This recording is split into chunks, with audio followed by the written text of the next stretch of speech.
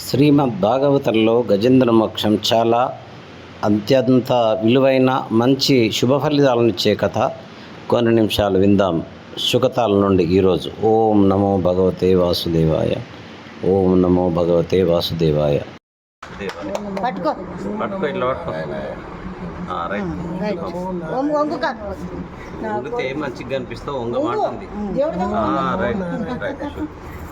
మాలండే కదా, అది కూడా ఎవరైనా అమ్మా శుకబ్రహ్మ. సరే కానీ ఎవరో ఒకరు వేయండి తొందరగా, టైం వేస్ట్. కానీ టైం అయిపోతుంది. చెప్పిన మాట మీరండి. 2 రోజులు తర్వాత మీ ఇంటికి మీ ఇష్టం ప్రార్థించుకోండి. ఓం నారాయణ వాసుదేవ. నమో భగవతే వాసుదేవాయ నమః. మహాదేవ్ వాసుదేవాయ నమః. గణేష్ మహారాజుకి కూర్చో తమ్ముడు ఇక్కడ. ఓం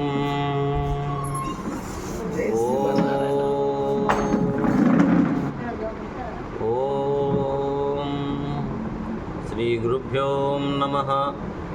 ఓం గం గణపతయే నమః. నారాయణం నమస్కృత్య నరం చైవ నరోత్తమం దేవీం సరస్వతీం వ్యాసం తతో జయముదీరయేత్. ఓం నమో భగవతే వాసుదేవాయ. ఓం నమో భగవతే వాసుదేవాయ. ఓం నమో భగవతే వాసుదేవాయ. ఓం నమః శివాయ. శ్రీ పార్వతీ పరమేశ్వరులకు ప్రణామాలు. వేదవ్యాస మహర్షికి నమస్కృతులు. శుకబ్రహ్మకు ప్రణామాలు.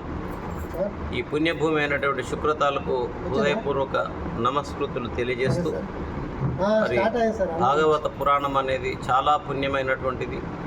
దీని వినడం అనేక జన్మల పుణ్యఫలం. మనం నిన్న తెలుసుకున్నాం.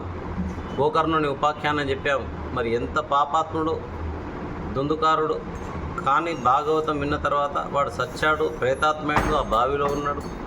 తమ్ముడు గోకర్ణుడు వచ్చాడు, అక్కడిక్కడ తిరిగి ఈ వచ్చేవరకే ఆ అవస్థ అంతా చూశాడు. వానికి ఎట చేయాలబ్బా అని ధ్యానం చేత సూర్యుని ప్రార్థన చేస్తే దీనికి భాగవతం వినిపించండి, ఇక వేరే మార్గమే లేదన్నాడు.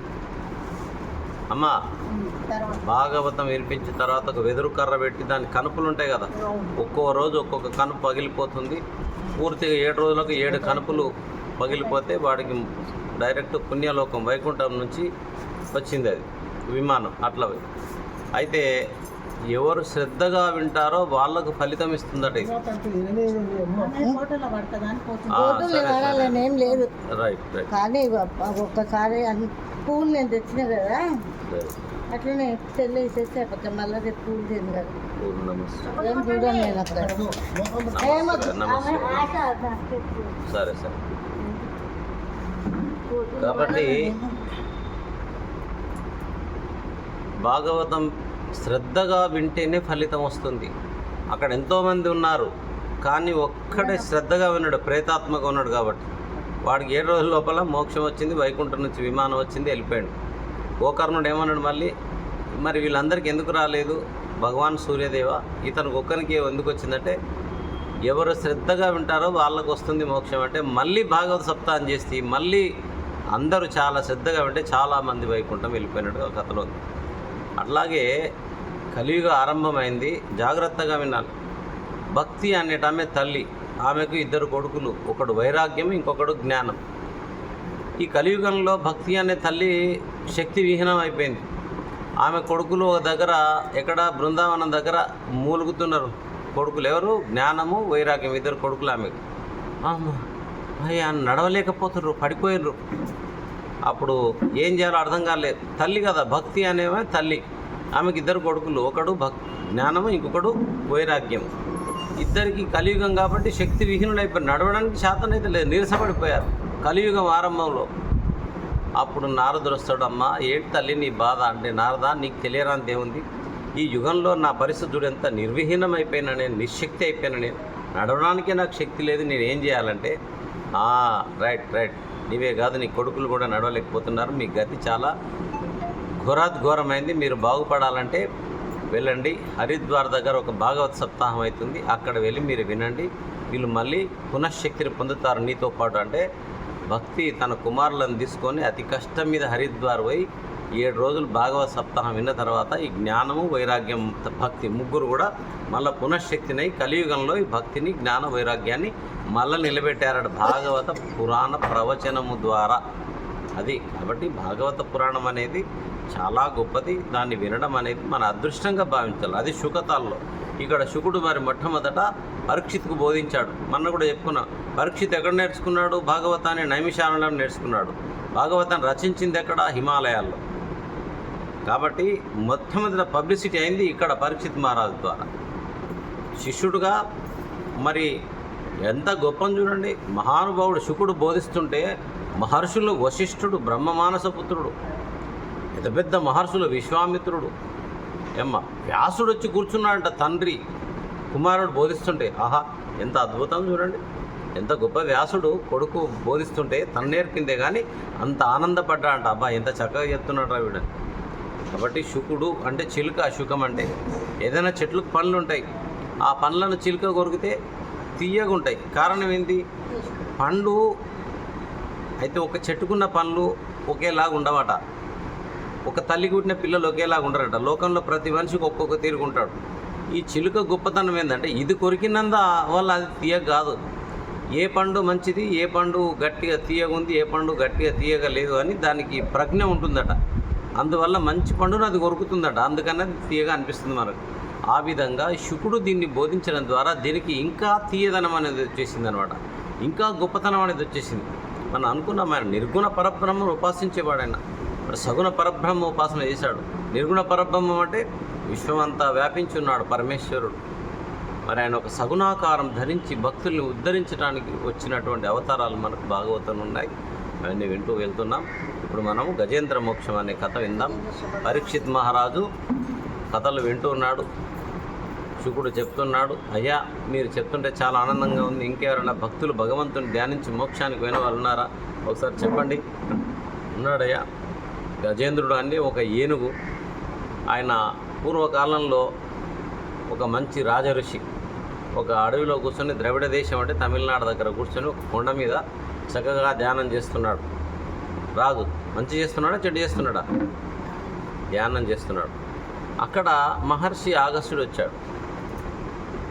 ఆగస్టుడు అంటే సముద్రాన్ని ఆపోసన పట్టిండు ఆయన. ఎంత శక్తి ఉండాలి ఆయన దగ్గర. చాలా గొప్ప మహానుభావుడు. ఈయన ధ్యానం చేస్తుంటే ఆయన వచ్చినప్పుడు ఈయన కళ్ళు తెరిచి కనీసం ఆయనను మందలించలే. మనకంటే గొప్ప భక్తులు ఎవరన్నా కనిపించినప్పుడు వారు నమస్కారం చేయాలట, మందలియాలట. ఈయన అట్లే కూర్చున్నాడు, నేను కూడా గొప్పవాడినే కదా అని. ఏమిరా ఇంత మదమా నీకు? ఏనుగు వైపు పుట్టరా అన్నాడు. అంతే, తప్పలే ఏనుగై పుట్టిండు. కానీ భగవత్ చింతనలో ఉన్నాడు కాబట్టి ఏనుగులన్నిటికీ కూడా రాజుగా ఉన్నాడు. ద్రవిడ దేశంలో శాపం పెడితే నేపాల్ దేశం దిక్కు ఈయన ఏనుగై పుట్టిండు. అనేక ఏనుగులు ఉన్నాయంట. ఆ ఏనుగులు ఇలా చాలా చెప్పారు కానీ అన్ని ఏనుగులు ఉంటాయో ఉండవో తెలియదు. కానీ ఎన్నో ఏనుగులకు ఆయన రాజుగా ఉన్నాడు. ఒకరోజు అన్నిటితో ఆడుకుంటూ పాడుకుంటూ అది ఆనందంలో మునుగుతూ అటు ఇటు తేలుతూ కొంచెం నీళ్లు తాగుదామని ఒక సరస్సులోకి వెళ్ళారు. ఆ సరస్సులోకి వెళ్తే ఎప్పటి నుంచో అందులో దాక్కొని ఉన్నది ఒక ముసలి. ఇది బాగా అన్ని ఏనుగులతో పాటు ఆడుకుంటూ పాడుకుంటూ ఘీంకారం చేస్తూ అటు ఇటు తిరుగుతూ అంతా దాన్ని కలగా పులగం చేసింది ఆ కొలను. ఇక అన్నీ చాలా బయటికి వెళ్ళినాయి. ఇది కూడా బయటికి వెళ్దామన్న లోపల ఆ ముసలి గట్టిగా పట్టేసింది కాళ్ళు, ముందల కాళ్ళు. జయ శ్రీమన్నారాయణ. కుక్కకు కూడా ఓడిపోద్దట ముసలి బయటకు వస్తే. నీళ్ళల్లో ఉంటే మాత్రం ఏనుగును కూడా గెలవనియదట. దానికి అంత శక్తి ఉంటుందన్న నీళ్ళల్లో తన బలము. కాబట్టి నీళ్ళల్లో దానికి అంత శక్తి ఉంది.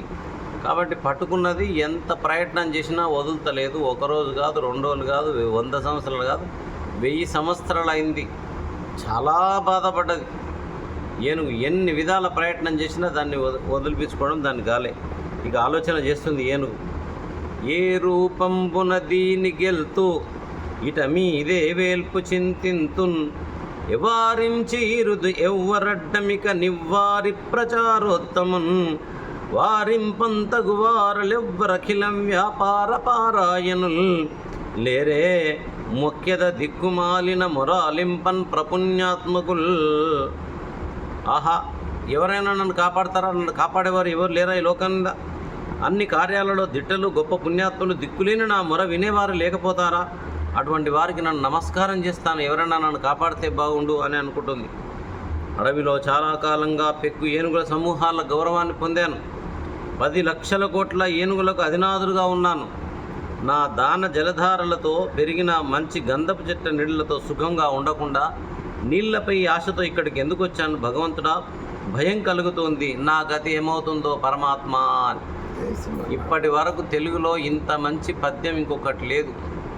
అందరి నాలుకల మీద ఉండే పద్యం ఇది. పోతన్న గారు మనం ముందు రోజు చెప్పుకున్నాం, శివానుగ్రహ పాత్రుడు, శ్రీరామ అనుగ్రహాన్ని సంపూర్ణంగా పొందినవాడు. చాలామందికి చెప్పామన్న కూడా ఆయన శివభక్తుడు, కానీ రాముడు దర్శనం ఇచ్చాడండి. అదేండి అదృష్టం అంటే. ఏది రాస్తే అది అంత అద్భుతమైపోయింది ఆయన పద్యాలు. ఇక్కడ రాశాడు చూడండి, ఎవనిచే జనించు జగమెవ్వని లోపల ఉండులీనమై, ఎవని అందుడిందు పరమేశ్వరుడెవ్వడు, మూల కారణం వెవ్వడు, అనాది మధ్యలయుండెవ్వడు, సర్వము తానే అయిన వాడెవ్వడు, వానిని ఆత్మభవున్ ఈశ్వరునే శరణంబు వేడెదం.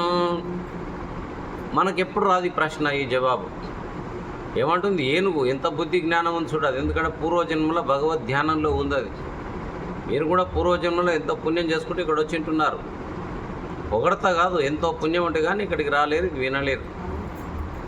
అది చూడండి, దానికి ఎవ్వనిచే జనించు జగం. అసలు ఈ సృష్టి ఉత్పత్తికి కారణమేవాడు. ఎప్పుడన్నా మనం ఆలోచన చేసామా? పుట్టినాము, సస్తావు, బతుకుతున్నాము, సంపాదించుకోవాలి, పోవాలంతే. అదేమంటుంది? ఈ జగానికి ఉత్పత్తికి కారణమేవాడు. జగం ఎవ్వని లోపల ఉండు లీనమై, దీనికి స్థితికారకుడు ఎవడు పోషిస్తున్నాడు ఈ ప్రపంచాన్ని. ఎవని ఎందుడిందు పరమేశ్వరుడెవ్వడు. అసలు పరమ ఈశ్వరుడు, దీన్ని నడిపించేవాడు నియామకుడు ఎవడు? ఈశ్వరుడు అంటే నియామకుడు, పరమ ఈశ్వరుడు పరమేశ్వరుడు.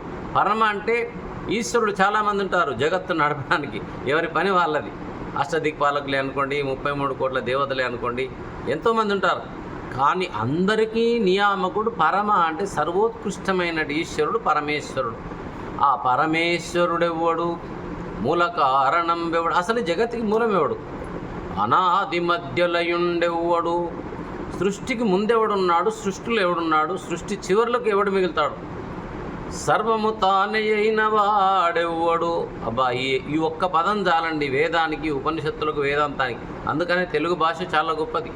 ఏ భాషలో ఇంత మాధుర్యమైన పద్యాలు ఉండవు. దీన్ని అర్థం చేసుకుంటే మీకు జ్ఞానం రావాలి. సర్వము తానే అయిన వాడెవ్వడు.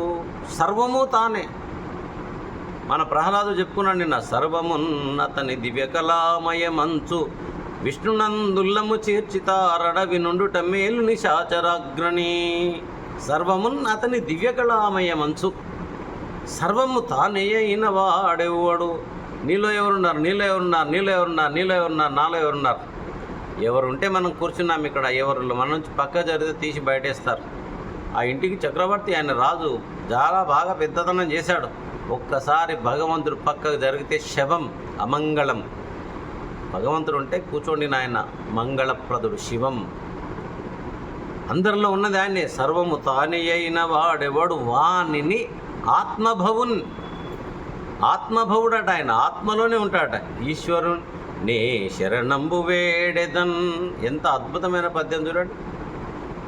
ఆత్మభవన్ భగవద్గీతలో కూడా వచ్చింది. పరమాత్మ కథం విద్యామహం యోగిన్ త్వం సదా పరిచింతయన్ కేషు కేషు చ భావేషు చింత్యోసి భగవన్మయా. ప్రభు, నువ్వు ఎక్కడుంటావు, నువ్వు ఎలా ఉంటావు, నీ యొక్క స్వరూపం ఏంది, నీ గురించి నేను తెలుసుకోవాలనుకున్నానంటే మొట్టమొదట భగవంతుడు తన యొక్క స్వరూపం ఎక్కడుంటాడట? అహమాత్మా గుడాకేశ సర్వభూతాశయస్థితః అహమాదిశ్చ మధ్యంచ భూతానామంత ఏవ చ. అర్జున, సమస్త ప్రాణికోటిలో ఉండే ఆత్మను నేనేనయ్యా. భగవద్గీతకి ఇంకేం కావాలి? ప్రమాణం భగవద్గీతనే ప్రమాణం. మనకు భగవద్గీతలో 4వ అధ్యాయంలో ఇంకొక శ్లోకం వచ్చింది, అందరికీ తెలిసింది. యదా యదా హి ధర్మస్య గ్లానిర్భవతి భారత అభ్యుత్థానమధర్మస్య తదా ఆత్మానం సృజామ్యహం. ఆత్మానం సృజామి అహం. ఆత్మరూపంలో ఉన్న నన్ను నేను అప్పటికప్పటికే సృజించుకుంటా. గోపాలకృష్ణ మహారాజ్ కీ జై. ఎప్పుడెప్పుడు ధర్మానికి సంకటం వస్తుందో, హాని కలుగుతుందో, ఆ ధర్మాన్ని అంతమొందించడానికి, ధర్మాన్ని నిలబెట్టడానికి, పరిత్రాణాయ సాధూనాం వినాశాయ చ దుష్కృతాం ధర్మ సంస్థాపనార్థాయ సంభవామి యుగే యుగే. మంచి వాళ్ళను కాపాడటానికి, దుర్మార్గుల్ని అంతమొందించడానికి ప్రతి యుగమందు నేను అవతరిస్తూనే ఉంటాను అర్జున. కాబట్టి అర్జున, నేను ఆత్మరూపంలోనే ఉంటానయ్యా, అప్పటికప్పుడే నన్ను నేను సృజించుకుంటానయ్యా. తదా అప్పటికప్పుడే అమ్మ ఆత్మానం సృజామి అహం. నన్ను నేను అప్పటికప్పుడే సృజించుకుంటాను అధర్మాన్ని నాశనం అందించడానికి అని చెప్తున్నాడు భగవానుడు. కాబట్టి ఈ విధంగా ఒక పరి జగములు వెలివెడి ఒక పరి లోపలికి కొనుచు ఉభయము తానై సకలార్థ సాక్షియగునయ్య కలంకుని ఆత్మమూలు అర్తిదలంతున్. లోకాలను సృష్టిస్తాడు, ఇంకోసారి తనలో చేర్చుకుంటాడు. ఈ లోకాలు రెండు తానే అయి అన్ని విషయాలు ఆలోకిస్తూ ఆత్మలకు ఆత్మ అయిన ఆ పరమాత్ముని ఆసక్తితో ధ్యానం చేస్తాను అంటున్నది. ఏనుగుకి ఎంత బుద్ధి ఉందో చూడండి. ఎందుకు అంత బుద్ధి ఉంది? పూర్వజన్మలో అతను మంచి రాజు, ధ్యానం చేస్తున్నాడు ఆయన, ఇంద్రద్యుమ్నుడు అనే రాజు. అందుకని భగవత్ చింతన చేసిన వాడికి పూర్వజన్మ వాసన పోదు, అది వదలదు. అందుకని భగవత్ ఆసక్తి కలిగి ఉండాలి మానవుడు. మనం అనుకుంటాం పోయిందని, భగవద్గీతలో ఉంది చక్కగా, పూర్వాభ్యాసేన తేనైవ క్రియతే హి అవశోపి సహా జిజ్ఞాసురపి యోగస్య శబ్ద బ్రహ్మాతి వర్తతే. వాడు పూర్వజన్మలో సాధన చేశాడు కాబట్టి ఎక్కడైనా వానికి మంచి మంత్రం, మంచి తంత్రం, మంచి మాట, మంచి భావన, మంచి భక్తి కలిగిందనుకో, అక్కడ వాడు మేల్కొంటాడు, జాగృతుడైపోతాడు. అక్కడి నుంచి వాడు భగవంతుని మార్గంలో పడిపోతాడు. ఎందుకు? పూర్వజన్మలో వాడు అక్కడి వరకు వచ్చి ఉన్నాడని భగవద్గీత కూడా చెప్తుంది అది. కాబట్టి లోకంబులు లోకేశులు లోకస్తులు తెగినతు దిన లోకం బగు పెంచి కటి కవ్వలనివ్వండు ఏకాకృతి వెలుగునతని నే సేవింతున్. అబ్బా, ఈ పద్యం చూడండి. లోకంబులు లోకేశులు, ఎన్ని లోకాలున్నాయి? చతుర్దశర భువన భాండాలున్నాయి. ఇవన్నీ అయిపోయిన తర్వాత లోకాలను పాలించేవారు, లోకాలను ఉండేవారు అందరూ నశించిన అనంతరం ఆ కారు చీకట్లకు అవతల అఖండమైన రూపంతో ప్రకాశించే దేవుణ్ణి నేను భావించి ధ్యానిస్తాను. ఎక్కడ? సర్వాత్మ, సర్వానికి మూలం ఆధారమైన భగవంతుని ధ్యానిస్తున్నాడు చూడండి. నర్తకుని భంగు పెక్కగు మూర్తులలో ఎవ్వడాడు మునులు దివిజులన్ కీర్తింపనేరెవ్వని నర్తన మెరులెరుగరట్టి వాణిను తెంతున్. నర్తకుడిలాగా పెక్కు రూపాలలో ఎవడు నాట్యం చేస్తుంటాడో, ఋషులు దేవతలు ఎవరిని కీర్తింపలేరో, ఎవని ప్రవర్తన ఇతరులకు అగోచరంగా ఉంటుందో అటువంటి దేవదేవుని నేను సంస్థిస్తాను. ప్రపంచంతో సంబంధాలు వదిలేసిన మునులు, భగవంతుని చూడాలని కోరేవారు, అన్ని ప్రాణులకు మేలు కోరేవారు, మంచి మనసు కలవారు, సాటి లేని వ్రతాలు ఆచరిస్తూ ఎవని పాదాలను సేవిస్తారో అటువంటి దేవుడు నాకు ఆధారమగుగాక. భవము దోషంబు రూపంబు కర్మంబు నాహ్వయమును గుణములెవ్వనికి లేక. భగవంతుని పుట్టుక, పాపము, ఆకారము, కర్మ, నామాలు, గుణాలు లేవు. భగవంతునికి పుట్టుక ఉందా? భగవద్గీతలో ఉంది. అజో అపి సన్ అవ్యయాత్మ భూతానామీశ్వరోపి సన్ ప్రకృతిం స్వామవష్టభ్య విసృజామి పునః పునః. భూతానాం ఈశ్వరోపితన్ ప్రకృతిం స్వామవష్టభ్య విసృజామి. నన్ను నేను పుట్టించుకుంటానయ్యా, నాకు జన్మనే లేదు, అజహ, పుట్టుక లేని వాడిని, కానీ పుట్టినట్టు అనిపిస్తుంటాను నేను. ఎందుకు? ప్రకృతి నా యొక్క అధీనంలో ఉంది కాబట్టి పుట్టినట్టు అనిపిస్తాను. ఈశ్వర అపిహిసన్, నేను ఎవరిని? సమస్త ప్రాణుల నియామకును నేను. ప్రకృతి నా యందు ఉంటుంది కాబట్టి మాయకు నేను అధీశ్వరుని కాబట్టి పుట్టినట్లు అనిపిస్తాను, కానీ నేను పుట్టేవాడిని కాదు. నేను పుట్టుకలేని వాడట భగవానుడు కాబట్టి చచ్చగానే లేదు, ఆయన పుట్టుకలేదు, చచ్చకలేదు. మరి మనం చేస్తున్నాంగా స్వామి అంటే అవన్నీ మన ప్రేమ, మన భక్తి కోసం చేస్తున్నాం. ఇక్కడ చెప్తున్నాడు ఆకారము, ఆయనకు ఒక ఆకారం ఏంది? అఖిల రూపములు తన రూపమైన వాడు, ఆది మధ్యాంతములు లేక అలరువాడు. అన్ని రూపాలు ఆయనవే. ఎవరు వాడాయన? భక్త జనముల దీనుల పాలివాడు. ఎవరు వాడాయన? భక్తులకు సంబంధించిన వాడు ఆయన. కాబట్టి భగవంతుడు శాంతస్వరూపుడు. మోక్షానికి అధిపతి, ఆనందానికి ఆలవాలం, స్వరభేదం లేనివాడు, దుష్టులకు భయంకరుడు, సంసార బద్ధులకు అందనివాడు, గుణాల ధర్మము కలవాడు, సరళ స్వభావము, విశేషమైన జ్ఞానము కలవాడు, అన్ని ఇంద్రియాల కార్యాలు చూసేవాడు, అన్నిటికీ ప్రభు, సర్వజ్ఞుడు, దయారసానికి సముద్రం వంటివాడు, అన్నిటికీ మూలపురుషుడు, ఆత్మకు ఆధారమైనటువంటి వాడు, ఇంద్రియాలను ఆజ్ఞాపించేవాడు, దుఃఖాన్ని తొలగించేవాడు, మాయ అనే నీడలో నిండుగా వెలిగేవాడు, ఒంటరివాడు, మిక్కిలి గొప్పవాడు, అన్నిటికీ బీజమైనవాడు, ఏ కారణము లేనివాడు, అటువంటి స్వామికి నన్ను కాపాడమంటూ నమస్కరిస్తాను అంటుంది. కాబట్టి ఆత్మలకే అతను మూలం, మోక్షానికి అధికారి, మాటలకు ఊహలకు అందనివాడు, పరిశుద్ధుడు, సత్వగుణంతో దరిచేరతగినవాడు, నేర్పలు చేసే ఫలాపేక్షలని కర్మలకు సంతోషిస్తాడు. అటువంటి దేవదేవునికి నేను నమస్కరిస్తాను అంటుంది.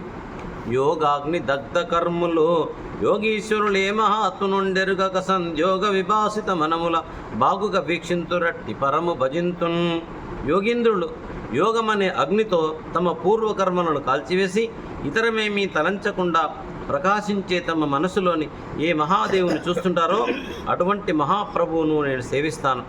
పరమాత్ముడు అన్ని ఆగమాలంటే వేదాలకు సముద్రం వంటివాడు, మోక్షస్వరూపుడు, గొప్ప గుణాలకు నిలయమైనవాడు, రాపిడి కొయ్యలలో అగ్నివలే సుగుణాలలో దాగి ఉండేవాడు, తనంత తానుగా ప్రకాశించేవాడు, గొప్ప మనస్సు కలవాడు, ప్రళయమును సృష్టిని నడిపేవాడు, నా వంటి దిక్కులేని ప్రాణుల పాపాలను శమింపజేసేవాడు, అందరిలోనూ ఆత్మగా వెలిగేవాడు, నాశనం లేనివాడు, పూజింపదగినవాడు, భార్య, పుత్రులు, ఇల్లు, పశువులు అనే వాటిపై ఆసక్తి కలవారికి అందరానివాడు, అటువంటి దేవాది దేవునికి నేను నమస్కరిస్తాను అంటుంది. అంతేకాక భగవంతుడు ధర్మంపైన, కామంపైన, ధనంపైన ఆశలు విడిచిన పండితుల పూజలు అందుకొని వారు కోరుకున్న ఉత్తమ వరాలు ప్రసాదిస్తాడు. దరిచేరి కోరిన వారికి దయతో నాశనం లేని శరీరాన్ని ప్రసాదిస్తాడు.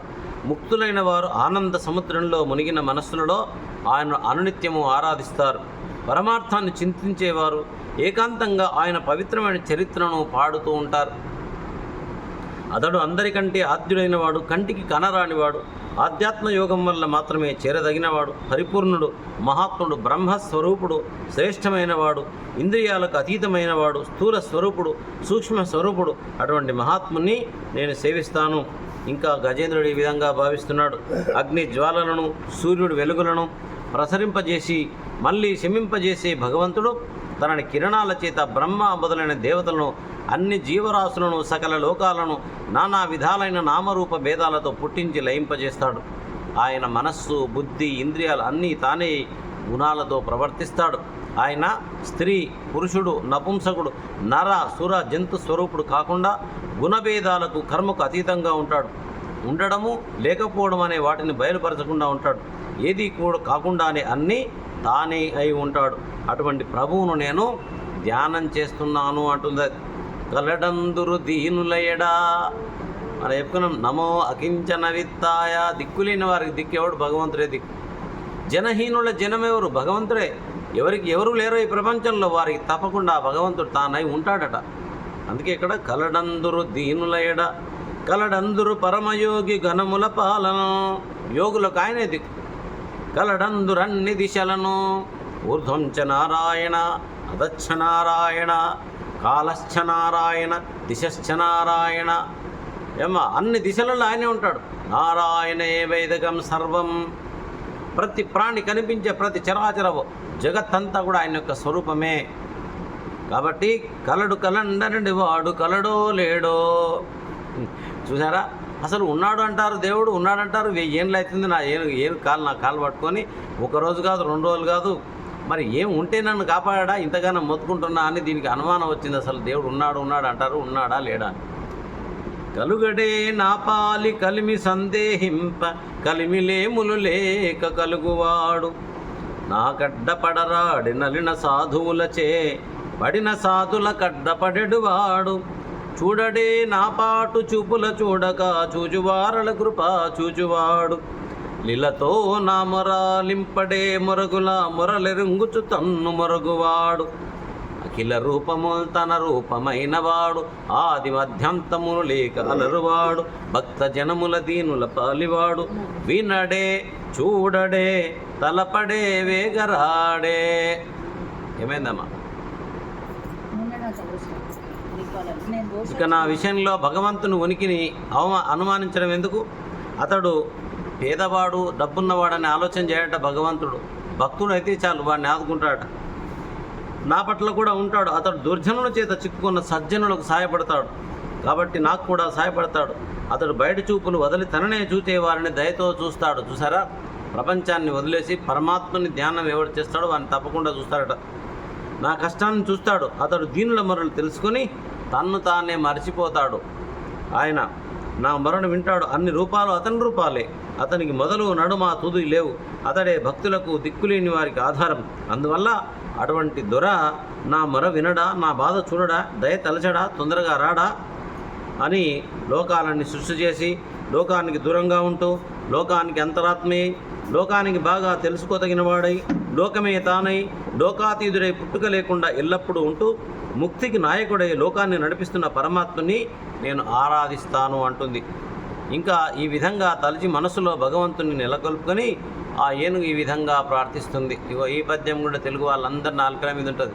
లా ఒక్కింతయు లేదు ధైర్యంబు విలోలంబయ్యే ప్రాణంబుల్ ఠవుల్ దప్పెను మూర్చ వచ్చే తను ఉండస్యన్ శ్రమంబయ్యడిన్ నీవే తప్పని తప్పరం బెరుంగన్ మన్నింపందగుందీనునిన్ రావే ఈశ్వర కావవే వరద సంరక్షింపు భద్రాత్మక.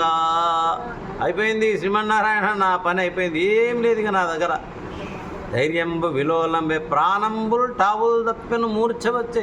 ఇక పోతున్నాయి ప్రాణాలు, ఇంక ఎక్కువసేపు ఉండవు, ఇవి మూర్ఛలోకి వెళ్ళిపోతున్నాను. తను ఉండస్యన్ శ్రమం బయ్యడిన్ నీవే తప్పని తప్పరం బెరుంగన్ మన్నింపంతగుందీను నిన్ రావే ఈశ్వర కావవే వరద సంరక్షింపు భద్రాత్మక. అయిపోయింది ఇక నా పని. నీవే తప్ప నితరంబరం ఎరుంగనిక నాకు ఏం దిక్కులేదు నీవు తప్ప నాకు. రావయ్యా, నన్ను కాపాడవయ్యా అనేటప్పటికీ ఇంకా ఏమంటారు, వినుదట జీవుల మాటలు. మనం నోటికి వచ్చినట్టు మాట్లాడుతున్నాం అక్కడక్కడ, కానీ వినుదట జీవుల మాటలు. నువ్వేం మాట్లాడుతున్నావు ఆయన ప్రతి పలుకు వింటూ ఉంటాట మనది. చనుదట చనరాని చోట్ల. వీడిది కులము, వీడి దామతం, వీడి దగ్గర డబ్బులు లేవు అనుకోడట ఆయన. భక్తుడు ఎవడు కానీ ఎక్కడుండని ఏం కానీ వాడి దగ్గరకు వస్తాడు. చనుదట చనరాని చోట్ల. పోకూడని వాళ్ళ దగ్గర కూడా పోతాడట ఆయన భక్తుడైతే. శరణార్థులకు ఎనుదట, శరణార్థులకు ఓ ఎనుదట. కష్టాల్లో ఉన్నవాడు నారాయణ నేను ఉన్నాను రా అంటాడట ఆయన. కానీ మనకు వినపడదు, మన చెవిటి చెవులు కదా. జై శ్రీమన్నారాయణ. కనుదట సందేహమయ్య కరుణావార్తి సర్వము కనుదట. సర్వజ్ఞ ఆయనమా, ఆయనకు అన్నీ తెలుసు. ఆయనకు సర్వగత సర్వత సర్వత పాణిపాదం తత్ సర్వతాక్షి శిరోముఖం సర్వతా శృతిమల్లోకే సర్వం ఆవృత్య తిష్టతి. అనువనుములో ఉన్నట్టు ఆయన భగవద్గీతలో తానే చెప్పుకున్నాడు. ఎక్కడున్నావయ్యాను అంటే అనువనుములో ఉంటాను నేను. సర్వత అంటే అంతటా. పాణిపాదం నా కాళ్ళు చేతులు ఉంటాయి, నా కళ్ళు ఉంటాయి, నా కాళ్ళు ఉంటాయి, నా చేతులు ఉంటాయి. అనువనుములో నేను విస్తరించి ఉన్నాను. నేను సర్వవ్యాపిని. అందుకని ఏనుగు ఏమంటుంది చూడండి, సర్వము కనుదట సందేహమయ్య కరుణావార్తి. అన్నీ తెలుస్తాయట, కానీ నాకు సందేహంగా ఉంది, నా బాధను ఎందుకు వినటం లేదీనా అనుకుంటున్నది. ఓ కమలాప్త, ఓ వరద, ఓ ప్రతిపక్ష విపక్ష దూర, కుయ్యో కవియోగి వంద్య సుగుణోత్తమ, ఓ శరణాగతామర, ఓ కహ, ఓ మునీశ్వర మనోహర, ఓ విమల ప్రభావ, రావే కరుణింపవే తలపవే శరణార్థిని నన్ను కావవే. ఓ వరదుడా, ఓ శత్రువులపైన కూడా వైరం లేనివాడా, నా మొర వినవా. కవుల చేత యోగుల చేత నమస్కారాలు అందుకునేవాడా, ఉత్తమ గుణాలు కలవాడా, శరణు వేడిన వారికి కల్పవృక్షం వంటివాడా, మునీంద్రులకు ప్రియమైనవాడా, నిర్మలమైన మహిమ కల దేవా, రావా, కనికరింపవా, కరుణించి నన్ను కాపాడవా అని మొత్తుకుంటున్నది. రక్షణ లేని వారికి రక్షించే భగవంతుడు, ఆపదలో ఉన్న నన్ను ఆదుకొనుగాక అని గజరాజు మొరపెట్టుకున్నాడు. ఆకాశం వైపు చూస్తున్నాడు. ఇట్లా ఎప్పుడు వస్తాడా, ఎక్కడి నుంచి వస్తాడా, ఎలా ఆదుకుంటాడా అని. కాబట్టి నెట్టూర్పులు విడిచాడు. ఆకాశానికి చెవులు అప్పగించి ఆక్రోశిస్తున్నాడు, ఏడుస్తున్నాడు. ఓ శ్రీమన్నారాయణ, కళ్ళలోంచి నీళ్ళు వెళ్తున్నాయి. ఆకాశం వైపు చూస్తున్నాడు. ఎక్కడ ఎలా నన్ను ఆదుకుంటాడు. 1000 ఏళ్ళు అయిపోయింది, ఒక రోజు కాదు, 2 రోజులు కాదు. కాబట్టి దుఃఖంలో మునిగిపోయింది ఆ ఏనుగు. విశ్వమయతలేమి వినియునూరకయుండి అంబుజాసనాదు లడ్డు పడక విశ్వమయుడు విభుడు విష్ణుండు జిష్ణుండు భక్తియుతున కడ్డ పడతదే. చాలామంది దేవతలు విన్నారు, కానీ ఎవరికి కూడా విశ్వంతా వ్యాపించిన స్థితి లేనందువల్ల వాళ్ళెవరూ ఈయనకు సహాయం చేయదలుచుకోలేదు. కానీ విష్ణుండు జిష్ణుండు విభుడు ఆ పరమాత్ముడైన శ్రీమన్నారాయణ విన్నాడు, భక్తునికి సహాయం చేయాలనుకున్నాడు. భగవంతుడి దగ్గర లేట్ ఉండదండి, ఆయనకు ఆలోచన వచ్చింది, క్షణంలో అక్కడ దిగాడు అంతే. ఎట్లా చూడండి, పద్యంలో ఇక లేటే లేదు. ఎక్కడున్నాడప్పుడు భగవంతుడు ఈ పోతన కదా రాసింది, ఇక్కడ వరకు వచ్చిండు. తర్వాత ఈ గజేంద్రుడు ఏడుస్తున్నాడు, విష్ణువు ఎక్కడుంటాడు? వైకుంఠంలో ఉంటాడు. వైకుంఠంలో ఏం చేస్తున్నాడు? ఎక్కడున్నాడు? ఒక లైన్ రాసినట, అలా వైకుంఠపురంబులో నగరిలో ఆమూల సౌధంబు. ఈ లైన్ ఇక్కడికి వచ్చింది. అలా వైకుంఠపరంబులో నగరిలో ఆమూల సౌధంబు ఇక్కడ దాకా రాశాడు. పొద్దున్న లేచి గోదావరికి స్నానం చేద్దాం వెళ్ళిపోయాడు. స్నానానికి పోయిండు ఆయన, మళ్ళీ వచ్చిండు. వచ్చి ఏమండి మీరు స్నానానికి పోతురు కదా అని అడుగుతుంది భార్య. లేదు, ఈ పద్యం గుర్తుకొచ్చింది రాసిపోతా అని వచ్చిండు, రాసిండిపోయిండు. భగవంతుడే వచ్చి ఆయన నిజంగా పోతున్నా మళ్ళీ వచ్చే వరకు పద్యం పూర్తయింది. ఏమే ఈ పద్యం రాసింది నువ్వా? నాకెక్కడొస్తాయండి ముఖానికి కవిత్వం. మరి ఎవరు రాసిన? మీరే కదా అండి, మళ్ళీ వచ్చి రాసిపోతురు కదా. అరే నేను రాలేదే అమ్మ నేను. అహో శ్రీమన్నారాయణుడే వచ్చి రాసిపోయండి ఈ పద్యాన్ని. ఎక్కడున్నాడట ఆయనకి తెలుసు కదా ఎక్కడున్నాడు ఆయన. ఆ మూల మందారవనాంతరామృత సరప్రాంతేందు కాంతోపలోత్పల పర్యంకరమా వినోదియగు ఆపన్న ప్రసుండు విహ్వల నాగేంద్రము పాహి పాహి అన కుయ్యాలించి సంరంభియై. వైకుంఠంలో అమృత సరస్సు ఉందట, దాని దగ్గర మంచి శిలలు ఉన్నాయట, దాని మీద కూర్చున్నట. ఏం చేస్తున్నట? లక్ష్మీదేవితో సరసాలు ఆడుతున్నట. జై శ్రీమన్నారాయణ. అటువంటి సమయంలో పాహి పాహి అని గజేంద్రుడు మోక్షం ఈ బాధ విన్నాడు. కానీ ఒక్క క్షణము లేట్ చేయలేదట. భగవంతుడి దగ్గర లేట్ ఉండదండి, వస్తూనే ఉన్నాడు. పద్యం చూడండి, వెంబడే విన్నాడు, వస్తున్నాడు. సిరికింజెప్పడు శంఖ చక్రయుగముంజేదోయి సంధింపడు ఏ పరివారంబును జీరడభ్రగపతిన్ మన్నింపడు ఆ కర్ణికాంతర ధమ్మిల్లము చెక్కనొత్తడు వివాద ప్రోత్తిత శ్రీకుచోల పరిచేలాంచలమైన వీడడు గజ ప్రాణావనోత్సాహియై. ఎటువంటి మంచి ఆనందంలో ఉన్నాడు, కానీ లేస్తున్నాడు, వస్తూనే ఉన్నాడు. లక్ష్మీదేవికి చెప్పలేదు ఎక్కడ పోతున్నాడు, కానీ చేతిలో కొంగు మాత్రం పట్టుకున్నాడు. చెప్పాలి కదండి, ఇక్కడ పోతున్నాడు, లేస్తున్నాడు, వస్తున్నాడు. ఆయన వెంబడి ఎవరూ లేరు, ఒక్కడే వస్తున్నాడు. ఇక ఆమె మెల్లగా వెనకాల వస్తుంది. అరే ఎక్కడ పోతున్నాడు ఈయన? కనీసం జుట్టు కూడా ఇట్లా అనుకోలేదట, ఎంటుకలన్నీ ఇక అతలాకుతలం అయిపోయినాయి. శ్రీమన్నారాయణ వస్తున్నాడు. భగవంతుడు భక్తులను బ్రోవడంలో ఆసక్తి గలవాడు, అన్ని ప్రాణుల హృదయాలలో నివసించేవాడు. ఆయన గజరాజు మురళన్ని విని ప్రియురాలని లక్ష్మీదేవితో సరస సల్లాపాలు చాలించాడు. గజరాజును కాపాడడానికి యాత్రపడ్డాడు. అటు ఇటు చూశాడు. గజేంద్రుని రక్షించాలని నిర్ణయించుకుని అటు పిమ్మట ఆయుధాలన్నింటినీ అవతరించి ఆకాశ మార్గాన బయలుదేరాడు. తన వెంటన్ సిరి. ఎక్కడ నారాయణుడు ఉంటాడో లక్ష్మీదేవి వస్తుంది. నారాయణుడు వస్తున్నాడు, వెనకాల లక్ష్మీదేవి వస్తూ ఉంది. అన్ని ఆయుధాలు ధరించుకున్నాడు. లచ్చి వెంట అవరోధ వ్రాతమున్ దాని వెన్కను పక్షి ఇంద్రుడు. గజేంద్రుడు గరుత్మంతుడు కూడా వస్తున్నాడు. వాని పొంతను ధనుక్కవు మోదకి శంఖ చక్ర నికాయాంతంబును నారదుండు ధ్వజనీకాంతుండురా వచ్చి రొయ్యన వైకుంఠపురమునం కలుగు వారా బాలగోపాలము. ఎప్పుడైతే నారాయణుడు వెళ్ళాడో లక్ష్మీదేవి వెంటనే ఉంది. గజేంద్రుడు అది మన గరుత్మంతుడు వచ్చాడు. ధనుషు కౌమోదకి గద శంఖం చక్రం అన్నీ వచ్చి ఆయన స్థానంలో నిలబడే అంతే. గజేంద్రుడు వచ్చాడు, గరుత్మంతుడు వచ్చాడు, ఎక్కి కూర్చున్నాడు. లక్ష్మి మాత్రం వస్తుంది వెనకాల. ఇంకా లక్ష్మీదేవికి ఎక్కించుకోలే, వెనకాల మాత్రం అన్నీ వస్తున్నాయి. చేతిలో మాత్రం కొంగ అట్లాగే ఉంది. లక్ష్మీదేవి వస్తూ ఉంటుంది. జై శ్రీమన్నారాయణ. ఆ సమయంలో పద్మం వంటి ముఖంలో చిందుతున్న మకరంద బిందువుల నుండి తీయని చెమట బొట్లకు తుమ్మెదలు ఆనందంతో ముసురుకున్నాయి. గోవిందుని కరాల విందం తన పైట చెరుకు పట్టుకుని లాగుతుండగా లక్ష్మీదేవి వెన్నుని వంటి పోతూ తనలో తాను ఇలా అనుకుంది. ఆమె ముఖం పద్మముఖి కదా, పద్మం అంటే అందులో తేనె ఉంటుంది, పద్మాలపైన తేనెలు వాళ్తాయి కదా. ఈ లక్ష్మీదేవి అలా వెళ్తుంటే తేనెటీగలు వచ్చినాయంట. అబ్బా ఎంత మంచి పువ్వురా ఇది అనుకుని ఆమె ముఖం మీద కరుస్తున్నాయట. జై శ్రీమన్నారాయణ. వాటిని అట్లా చేసి ఇట్లా చేసి తప్పించుకుంది.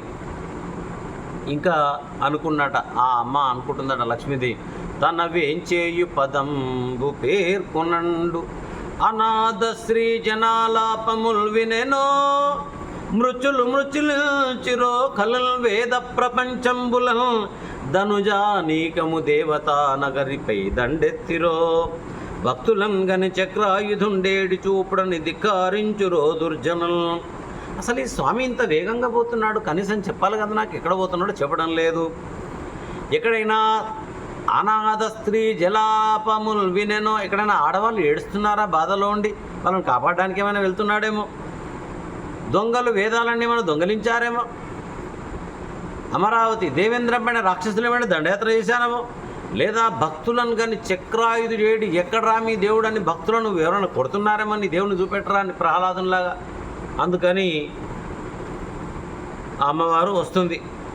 అలా ఇంకా వస్తుంటే ఎట్లుందంటే తాటంకా చలనంబుతో, అంటే ఆమె ఈ మకర కుండలాలు కదులుతున్నాయట. ఆమె కూడా భుజనట దమ్మిల్ల బంధంబుతో షాటి ముక్త కుచంబుతో దుడవచంత దుడ అదుడ చంచత్కాంతి కాంచితో శీర్ణాలాటాలేపముతో మనోహర కరాలగ్నోత్తరీయంబుతో కోటింద్రుప్రభతో ఉరోజబర సంకోచద్విలగ్నంబుతో. ఇక లక్ష్మీదేవి వస్తుంటే ఆమె కమ్మలు అవి చెవులకుంటాయి కదా, పోగులు కదులుతున్నాయంట, లూజు లూజ్ అయిపోయినాయి. భుజాలపైన కొప్పుముడి ఆమె కొంగు కూడా పట్టుకున్నాడు కాబట్టి అంత లూజు లూజ్ అయిపోయింది. ఇక స్థానాలపైన పైట జారిపోయింది. వడ్డానం కూడా వదిలైంది. ఈయన వేగంగా పోతున్నాడు, ఆమె మెల్లగొస్తుంది కదా, ఉన్నాడు. వడ్డానం కూడా వదిలైపోయింది. నుదుటి పూట చెదిరింది. బయట కొంగు మాత్రం పట్టుకునే ఉన్నాడు నారాయణుడు. కొంగు మాత్రం వదులుతలేడు, పోతూనే ఉన్నాడు.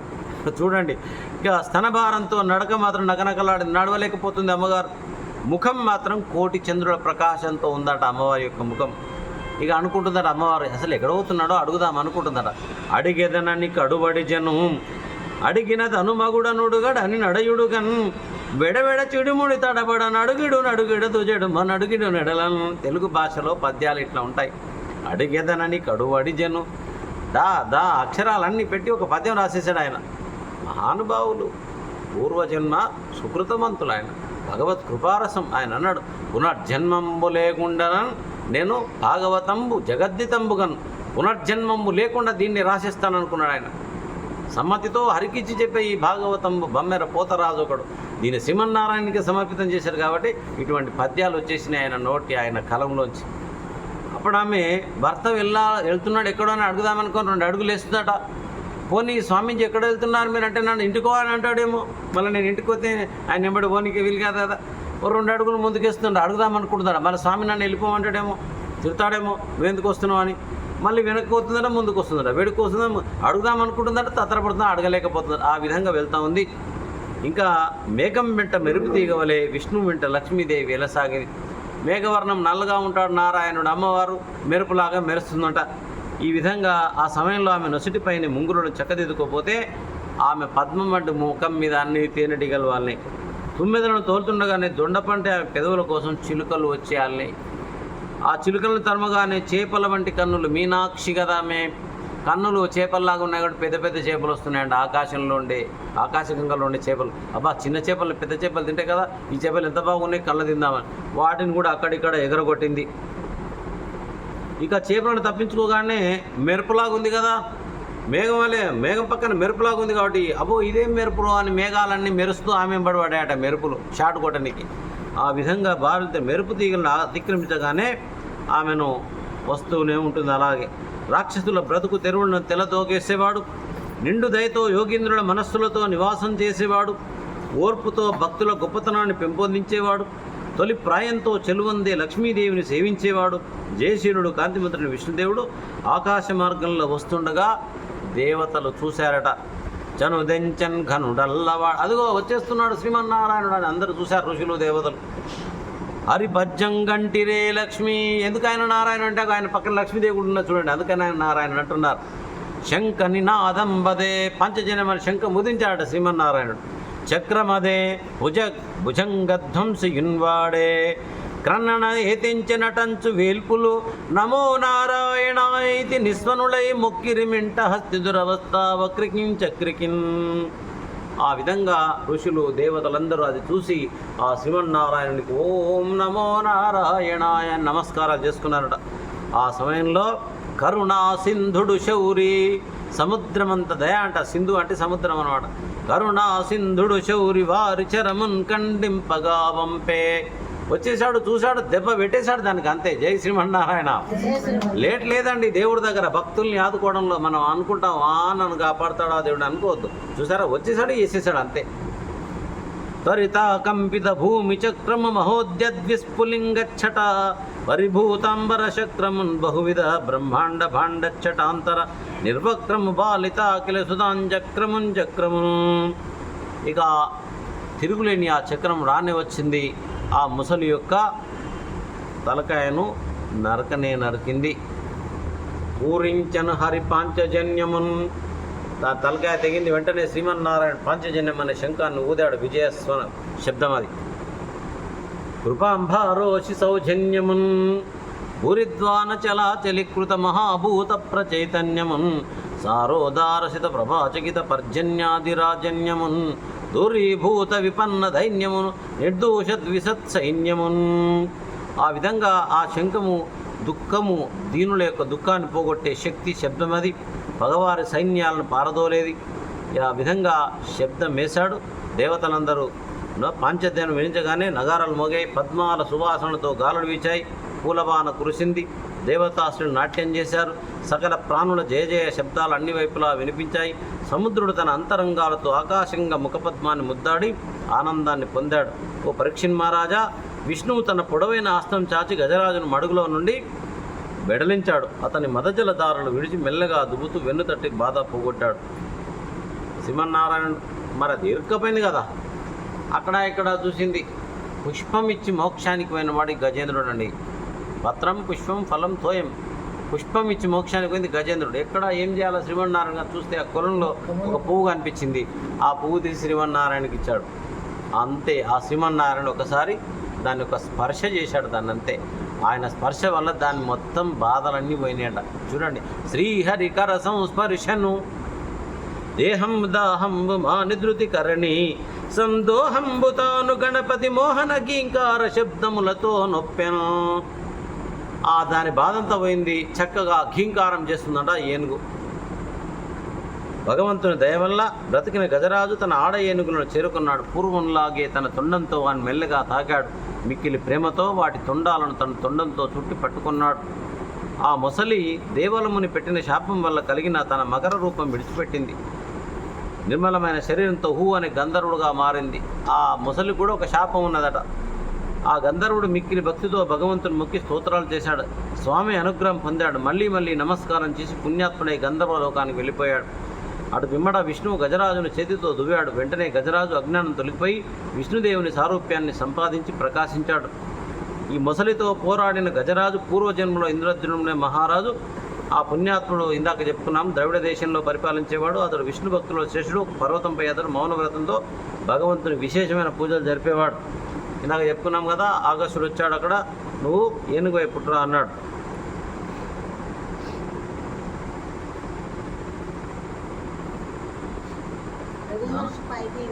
అమ్మా ఉంది, ఒక్క నిమిషం. కొబ్బరికాయలు ఇప్పుడు ఎందుకు కొడుతురు అన్నాడు. నారాయణ నారాయణ నారాయణ నారాయణ నారాయణ నారాయణ ఓం నమో భగవతే వాసుదేవాయ. ఓం నమో భగవతే, ఓం నమో భగవతే వాసుదేవాయ. ఆ విధంగా లక్ష్మీదేవి కొంగు పట్టుకొని ఉన్నాడు. ఇంకా శ్రీమన్నారాయణ ఒకసారి ఇక్కడ చూస్తే చేతిలో కొంగు ఉంది, పక్కన లక్ష్మీదేవి ఉంది. స్వామివారికి నవ్వు వచ్చింది. లక్ష్మి, ఏమనుకున్నావో పాపం, నిన్ను అలాగే వాడు చూడకుండా వచ్చాను, నా భక్తుని కాపాడాలనే ఆతృతతో వచ్చాను, నువ్వు ఏమనుకుంటున్నావో పాపం నేను ఇలా వచ్చినందుకు అని లక్ష్మీదేవిని అంటే, స్వామి నేనేమనుకోవడం లేదు, ఎక్కడెక్కడ మీరు పోతారో అక్కడక్కడ నేను ఉండాలి కదా, నాకు నీ చరణాలను చూసుకుంటూ రావడం తప్ప నాకు వేరే ఆలోచన ఉండదు, నీ కాళ్ళను చూసుకుంటూ నేను వస్తున్నాను, నా పని అంతే అని చెప్పింది. ఆ విధంగా ఇగో దేవ సమస్తానికి ప్రభు అయిన వాడు, నీ పాదాలను మనస్సులో ఉంచుకొని పూజించడమే నా పని, కాబట్టి నిన్ను అనుసరించి వస్తున్నాను నేను, అంతే. ప్రభువు నీవు దీనబంధుడవు, దీన రక్షకుడు, దీన మనులను ప్రీతితో వినడము, వారిని కాపాడడము, మంచి మంచి దీవెనలు అందుకోవడము దీన పరాధుడమైన నీకు తగే ఉన్నాయి. ఈ విధంగా లక్ష్మీదేవి పై విధంగా పలికి భగవంతుని స్తుతించింది. తన భక్తురాలైన లక్ష్మీదేవి ఇంపైన మాటలతో చిరునవ్వుతో ఆదరంగా కౌగిలించుకున్నాడు. గరుత్మంతుడు, గంధర్వుడు, దేవతలు జయజయధ్వానాలు పలికారు. ఆ గరుడగామి అయి పరివార సహితంగా వైకుంఠానికి శ్రీమన్నారాయణ బయలుదేరని చెప్పి శుకమహర్షి పరీక్షితుతో ఈ విధంగా అంటున్నాడు. రాజా, నీకు నేను వివరించిన విష్ణుమహిమతో కూడిన ఈ గజేంద్ర మోక్షం కథను వినేవారికి, విన్నారు కదా, కీర్తి పెరుగుతుంది, మంచి పేరు వస్తుంది, మీకు పాపాలు పరిహారం అవుతాయి, పాపాలు పోతాయి, చెడ్డ కళలు తొలగిపోతాయి, దుస్వప్న నాశనం, దుఃఖాలు దూరం అవుతాయి. ప్రతిదినం ఉదయమే లేచి పవిత్రమైన నియమంతో నిర్మలమైన మనసుతో ఈ కథను చదివినా విన్నా బ్రాహ్మణులకు గొప్ప సుఖము కలుగుతాయి, ధనము లభిస్తుంది, ఆపదలు అంతరిస్తాయి, శుభాలు వృద్ధి చెందుతాయి, మోక్షం సులభం అవుతుంది, సంతోషం సమకూరుతుంది అని ఆనందంగా విష్ణువు సెలవిచ్చాడు. నారాయణ నారాయణ నారాయణ నారాయణ. చాలా గోపాలకృష్ణ మహారాజ్కి. ఈ పూట మనం ఈ ఘట్టంతో ఇక్కడ విరామం తీసుకుందాం. మనం జర జపయజ్ఞం చేద్దాం అందరం. ఓం నమో నారాయణాయ అనండి. ఓం నమో నారాయణాయ, ఓం నమో నారాయణాయ, ఓం నమో నారాయణాయ, ఓం నమో నారాయణాయ, ఓం నమో నారాయణాయ, ఓం నమో నారాయణాయ, ఓం నమో నారాయణాయ, ఓం నమో నారాయణాయ, ఓం నమో నారాయణాయ, ఓం నమో నారాయణాయ, ఓం నమో నారాయణాయ, ఓం నమో నారాయణాయ.